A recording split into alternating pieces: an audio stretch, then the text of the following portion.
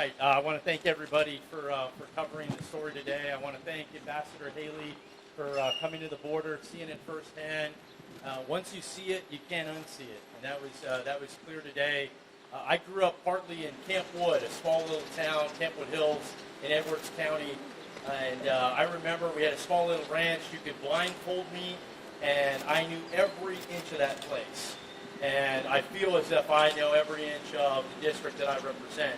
And sadly, our district is turned upside down. We started the morning in Hondo, Texas. And the reason why we went to Hondo is because what's happening in Hondo is happening all across Highway 90. Whether it's Canepa, whether it's Tejenes, whether it's Uvalde, whether it's Eagle Pass.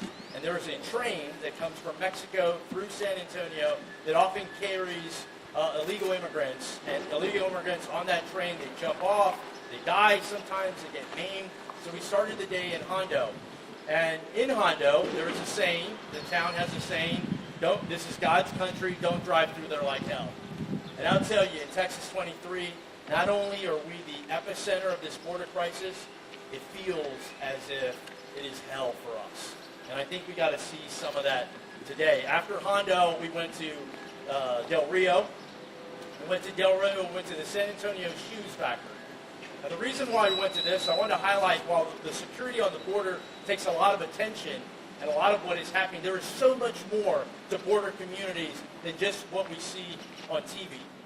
And at this facility, here you have an American-owned, American-made company that is fighting for manufacturing, that is making shoes. And what's so special about it is you have many of them in the manufacturing that are helping out. Over 500 employees are women, and they're Hispanic. And it's a beautiful thing to see. They get up every day, and they go to work. They live their lives. They make it a better life for themselves and their family. That is the American dream. That is happening right there every day in Del Rio. Then we went to a ranch, the Whaleys, and we met with county judge. We met with sheriff. We met with ranchers, and we got to see firsthand the hell that they're dealing with. The trafficking that is happening every single day, the fences that are being cut, just the violation, the sheer violation of their properties. And what disturbs me the most is it's gotten so bad along the border that now it feels normal. There's nothing normal about this crisis. There's so much pain and anguish that is happening in this crisis. We also met with the Tambungas. The Tambungas are a family that just a couple weeks ago lost their mother, she lost her mother, and she lost her 7-year-old daughter. Imagine that. You're in Ozona, Texas, small little town in West Texas. Your mother takes your daughter to go to a play date with her cousins. And on the way home, a smuggler going 100 miles an hour crashes into your family and destroys your family. This is in Ozona, Texas. 120 miles from the Rio Grande. But guess what? It's as if they're right on the Rio Grande. Doesn't matter if you're in Hondo, if you're in Ozona, if you're in Eagle Pass, everybody's lives are turned upside down. Then we visited, the last stop we visited was here in Eagle Pass, where we saw another rancher, and the community just turned upside down, the traffic that is happening. I know, Ambassador Haley, I really appreciate you taking the time, the energy, and the effort. Eagle Pass is not an easy place to get to. Our most famous resident, Bill Malutian from Fox News, he knows that firsthand, and here you are, and I'm grateful for that. I know you have a plan. You have a lot of ideas for securing the border. I agree with your ideas. I agree with your plan. I would add 3 other things before I turn it to the ambassador. One, it's time to take the gloves off. It's time to get to the root of this border crisis, and it's time to label cartels as terrorist organizations. I'm committed to that. 2, we have to end catch and release. Well, those are words. How do you end catch and release? To me, as an appropriator, I'm blessed to sit in the Appropriations Committee in the House. You end catch and release by defunding DHS's catch and release program. It's that simple. And the last thing I would say is fentanyl is killing our kids. Smugglers are killing our kids. It's time to throw the book at them. It's time to hold these smugglers and folks responsible for fentanyl death accountable, and it's time to pass that legislation. I'm grateful to have Ambassador Haley here in Eagle Pass, and with that, I'd love to turn it over. Thank you. Well, first of all, I want to thank Tony Gonzalez, and you should just know that he is the border king. I mean, because he's got 800 miles of the border. So there is no one that can ever say that they understand the border more than Tony Gonzalez. And if he is not in every single immigration conversation in Congress, something is wrong. You look at what we saw today, and the first thing I'll tell you is we are a country of laws. The second we stop being a country of laws, we give up everything this country was founded on. What I saw today was a dereliction of duty. A president has one job, and that's to keep Americans safe. There is nothing that is keeping Americans safe like what we saw today. There is, first of all, no border. There are pieces of a border, but there's really no border. Secondly, they don't see Border Patrol or any National Guard unless Tony shows up. The people, the ranchers said that all of a sudden when they show up, suddenly their boat's on the river. Otherwise, you're not seeing them. They show up when they know you guys are watching. But what we did was we talked to the ranchers. And if you talk to the ranchers, this is their private property. They invested in this. And what we saw, the amount of clothes and trash and paraphernalia and stuff that's left on their property that they have to pay to clean it. That they go and you see clothes along what is a makeshift fence. And they actually find bodies on the other side, alive or not. What kind of America is this? So you look at what Joe Biden's allowed to have happen. He thinks if he doesn't talk about the border crisis, it doesn't exist. He thinks if he tells Mayorkas not to call it a crisis, it won't happen. This is a crisis. And it's not just a crisis for the people of Texas. This is a crisis for every American family. Because when you look, guess what happens? When they leave Del Rio and Eagle Pass, they're not staying here. They're coming to your states. They're going into your schools. They're going into your hospitals. Your law enforcement officers are suddenly having to deal with them. They are now taking up your taxpayer dollars. When someone comes here through legal immigration, they have to be sponsored. Guess who all these illegal immigrants are sponsored by? The taxpayers of America. You are paying for that. Because all of a sudden they are going into our communities and billions of dollars have gone to fund illegal immigrants. So what do we do about it? The way we fix it is we go back to what I did in South Carolina. You do a mandatory E-Verify program, which makes sure that you hire no business can hire any illegal immigrants. The second thing is you make sure that we fire the 87,000 IRS agents and hire at least 25,000 Border Patrol and ICE agents so that we can go and give these other Border Patrol agents the help they need. I talked to Border Patrol today. Do you know what they said their job is? Babysitting. Babysitting. That's all they're doing. They said if they were just allowed to do their job, that things could get better. Stop the taxpayer handouts for these illegal immigrants. Make sure that we're defunding sanctuary cities. There are sanctuary cities all around here. Why is that allowed to happen? We should not give one penny to a sanctuary city because what they're doing is they're giving safe haven to these illegal immigrants that are coming over. We need to make sure we go back to remain in Mexico because that has stopped, and we need to make sure that we keep Title 42. The concern the ranchers had is what happens in May when Title 42 goes away. You think we've got hundreds coming across now? You're going to have thousands coming across. And who's talking about it? No one. And then the one thing that could make the biggest difference, stop, catch, and release, and go to catch and deport. When you start deporting these illegal immigrants, they will stop coming. Right now on social media, they're telling their other cartels where to bring people through, what passages to take, how to get there, what to say when they get there. Why are we doing this? Stop the insanity because we're doing this to ourselves. And what I will say is this is not a Republican or Democrat issue. This is a national security issue. We know that Iranians are saying right now the easiest way to come into America is through the southern border. Are we waiting for a 9/11 moment? What is it that we're waiting on? So what I'll say is, first of all, Biden needs to open his mouth and say this is a crisis. He needs to let his cabinet agencies say that this is a crisis, and they need to start dealing with it. And Congress needs to get in a room and fix it. The days of them getting on TV and talking about it and not seeing what Tony sees every day and hearing from the families every day is irresponsible. And they need to start getting there and doing something about it. Let me tell you what's going to happen. Right now, you've got illegal immigrants coming across. They are your new section of homeless because there is no one there to take care of them.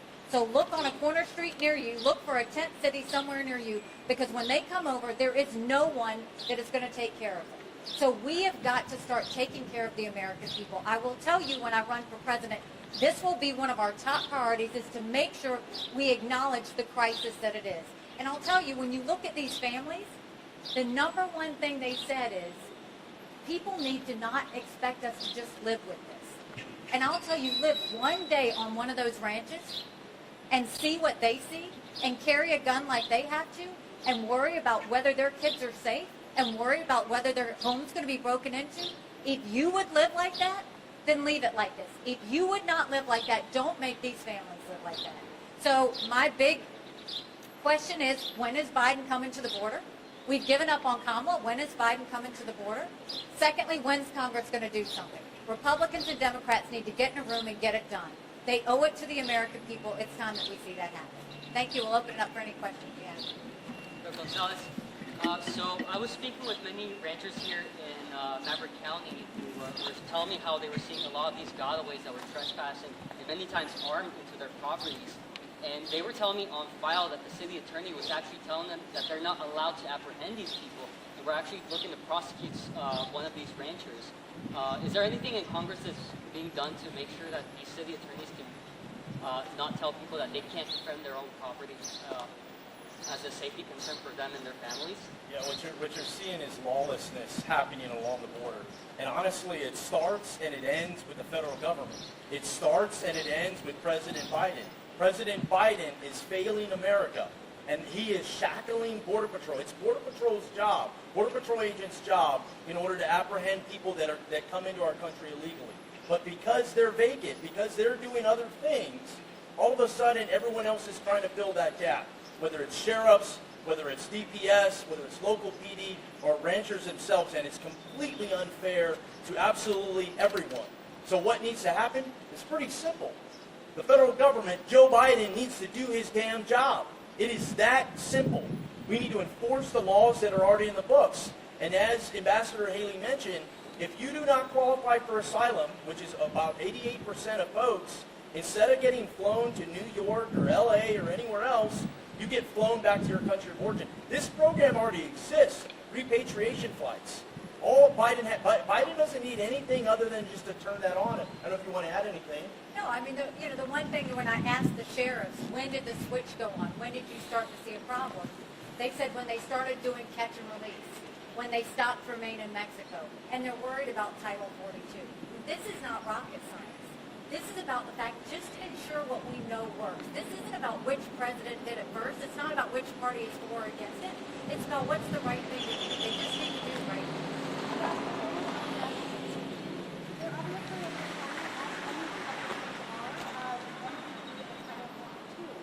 What is your stance on labeling the cartel as terrorists, as that might have an impact in sending people back across the border? We absolutely should make them as terrorist organizations. I mean, if you look at the fact we had enough fentanyl cross the border last year that would kill every single American. Fentanyl is now the #1 cause of death for people ages 18 to 49. 70,000 people died in 2021 alone on fentanyl. And the cartels, if they're not trafficking drugs, they're trafficking people. Either way, what they're doing is terrorist activity, and we need to deal with that. And we've got the intelligence to do it. We've got the special operations members to do it. We just need to get it done. But is there a consideration, like obviously both of you are talking about sending people back to Mexico, and if the cartel controls the border, which is what law enforcement are telling us, how can we replace sending people back across the border? And that's the stand Republicans are making right now, is those policies should stay in place, but also that we should designate them as terrorists, so they kind of counter each other a little. We don't want cartels coming into America. What good is that? Our job is to protect America first, right? And so we don't want cartels coming across this country. We don't want children trafficked, and we don't want drugs coming over. The first thing is we need to go to China and tell them to stop sending the fentanyl. They know exactly what they're doing. The second thing is you've got to deal with the cartels and stop them where they're planted. They're planted in Mexico, and let's do that. And trust me, when illegals realize they're going to have to remain in Mexico, they won't come because they don't want to sit in Mexico. It's sends a message to them. It's best to process where they're at than to make the trek when they know they're not going to make it to them. I just want to add briefly. About a year ago, there was these 5 little girls who were abandoned in a field in Quemado. And there's some people that look at those girls and they think they're the problem. Those girls were basically exploited. I look at it, I don't see those little baby girls as the problem. I see the cartels that dumped them there as the problem. This morning, we were with Sheriff Brown in Medina County. I asked him, hey, do you think we should label cartels as terrorist organizations? He said, absolutely, because that's what they are. We asked a rancher here in Del Rio if we should label cartels as terrorist organizations. He said, absolutely, because that's what they are. I asked 2 Border Patrol sector chiefs under oath in a hearing if we should label cartels as terrorist organizations. These are Border Patrol experts who have been doing it for 30 years. They said, absolutely. A sheriff from Arizona, we should absolutely label cartels as terrorist organizations. I think we need to figure out how legally to maneuver that so that way we don't create an asylum area that kind of welcomes people over. But they're terrorists. The cartels are terrorizing America. And guess what? They're working with China. I mean, no one's talking about the fentanyl, but guess where the fentanyl's coming from? It starts in China, and then it comes to the cartels, and then it kills Americans. If you listen to law enforcement or Border Patrol, if we just listen to them, they know exactly how to fix this. The problem is no one in D.C. is listening to them, and that's what we need to do. You had a question? Trump was known for the wall as a great thing. If you're elected 4 years from what are we going to look back and say that these were the cornerstones of border policy for people? Well, I think first of all is all the things that I just laid out for the legal immigration plan, you do that. But when it comes to actual immigration laws itself, instead of doing quotas every year on how many we're going to let through, you partner with your businesses and see what they need. And when you do that, all of a sudden you're working for merit and you're working for the economy. In South Carolina, we've got farmers and we've got a tourist industry that's always looking for work. When you start to listen to your businesses and do what they need, all of a sudden the economy goes up, people are put to work, and everything gets better. And I think, you do the illegal immigration plan that we put in place, and then you add immigration reform on top of that, and you make it a priority and call it the crisis that it is, that's when I think you see things like that. Yeah, Cheney has that. Ambassador, please center yourself when you answer the questions on the mics. Sorry. Thank you. Okay, thank you. Yeah, we have one here, and then one here. Okay, so Joy Addison, Fox News. I have a 2-part question. So the first one is about asylum seekers. There's been some confusion on where people can seek asylum, if they can legally seek asylum between border checkpoints. Do you plan to have some clarification on that, I guess, going forward? And then the second part is with DPS and Border Patrol agents saying that they're overwhelmed. National Guard has come in to help, but will there be a point where even, I guess, National Guard doesn't have the resources to bring in? How will we then fix just them being overwhelmed with the issue? Well, I think first of all, you look at the asylum seeker situation. We do see those. We see those coming from Venezuela. We see from Nicaragua. We see from Cuba. There's a real persecution that's happening, and there's asylum. The problem is a majority of the people claiming asylum are not actually eligible to get asylum. A lot of them have just been told what to say, and we heard that today from one of the sheriffs, is they basically, in real time, change what they say so that they fit within the asylum laws. So we have to first make sure that we're processing it properly and we're vetting it properly. Right now, that vetting is not happening. The second thing is, everybody wants to know how many Border Patrol, how many ICE agents, how many National Guard. You wouldn't need near the number if we just enforced the law. You wouldn't need near the number if you put remain in Mexico, if you stop, catch, and release. That's the key, is first do those things that you know will stop the flow. Then go and add to the border agents, but let them do their job. Right now, my husband, he's in the military. He's got military members who stood on that border before with a clicker. All they do is click on how many people go through. They're not allowed to capture them. They're not allowed to do anything with them. Let's let Border Patrol do their job. The National Guard, what are they doing? They're standing there because no one will actually let them do something. So first, let's give them the powers to do what they need to do, and then let's look at the numbers that we need. That's it. Talk about Title 42, but it's a public policy that provides immigration and are you saying that you really want to see it be a permanent immigration policy? Well, I think right now we've got to do something, right? I mean, in May, if this is all ended, you're going to have thousands come across. To me, I see national security threats coming across. That's our job, is to not allow any sort of threats impact America. And when that's happening, it's, Biden, if Biden won't do anything, then our job is to keep Title 42 in place. If Biden would actually enforce the laws, we wouldn't have to be doing anything like that. But we don't have a president that's enforcing laws. Yes. Hi, can you talk a little bit about your immigration reform plans? I know there are people who are waiting for years and years, decades to come, through the legal process. How would you address that, the people who've been waiting for such a long time? Well, and it's an important point. She was talking about the immigration plans we have in place. First of all, you have people who put in the time, put in the money, do it the right way, and it takes them 8 and 10 and 12 years to get processed. Why is it that we're hurting those that are doing the right thing, and we're allowing people to come across just in 24 hours and go wherever they want? That's all the more reason why we have to secure the border and follow the rules. But with regular immigration, we've got to take all the bureaucracy down. Our number one goal should be, who do we bring into this country that makes our country better? You do it on merit. You do who our businesses need. You do what talent we need. And you focus on that. The second thing you do is you focus on what our businesses need. When you look at what our businesses need and you match it up with the talent, then you're all of a sudden making America stronger, you're making it economically stronger, and you're making the infrastructure stronger. So and then you just take down the wait time.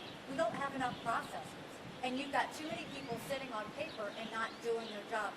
To be honest, we need to go in there and just break it, clean it up, and then start back over. That's the only way to get that immigration process back in play. I know you said that you've given up on Vice President Harris, but would you say that, I hear you talking a lot about what Biden needs to do, would you say that Biden is more culpable in the crisis than Mayorkas overall, or who do you think the pressure needs to focus on actually do something like now? We have one president. We have one president, and his job is to keep Americans safe. And all we know is that he's refusing to look at the border situation because he hopes it goes away.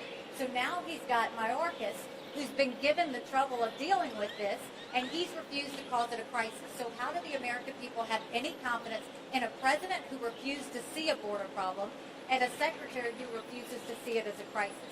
It shows that you've got an administration that's inept and not responsible and putting American people at risk. And I would ask the Democrats, is this who you're going to put back up for president next year? Because you're basically telling America, make sure you live with this illegal immigration problem, because this president's not doing anything to change it, and the Democratic Party is going to go right alongside him. So would you take that personally then into your hands if you were elected president? You always, when you are the person at the top, everything falls under you.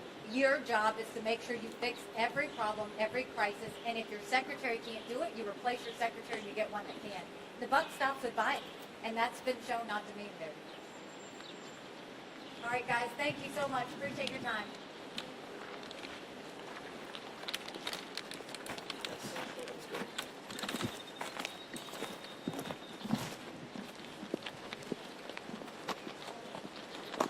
Good seeing you. Thanks, guys. Appreciate your time. Está, damas y caballeros.